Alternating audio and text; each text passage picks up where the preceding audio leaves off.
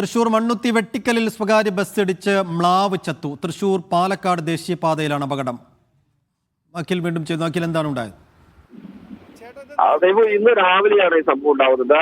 ഈ ബസ് തൃശൂർ പാലക്കാട് റൂട്ടിലോടുന്ന ബസ്സാണ്. ആ ബസ് വരുന്നതിനിടയിൽ പെട്ടെന്ന് ഈ മ്ലാവ് കുറുകെ ഓടുകയായിരുന്നു. ആ മ്ലാവിന്റെ ദേഹത്തിടിച്ച സംഭവ സ്ഥലത്ത് വെച്ച് തന്നെ മ്ലാവ് ചാവുകയും ചെയ്തു. വനംവകുപ്പ് തുടർ നടപടി സ്വീകരിക്കുന്നുണ്ട്. അതായത് ഈ മേഖലയിൽ തൊട്ടടുത്ത്, അതായത് റോഡിനോട് ചേർന്ന വനങ്ങളിൽ തന്നെ കുറച്ച് അപ്പുറത്തേക്ക് മാറി വെട്ടിക്കൽ മേഖലയിൽ വനമുള്ളതാണ്. അപ്പോൾ ഒരുപക്ഷെ അവിടെ നിന്നും ആ വഴി കൂട്ടം അല്ലെങ്കിൽ മറ്റേ വഴി തെറ്റിയോ ഒക്കെ എത്തിയ മ്ലാവായിരിക്കാം.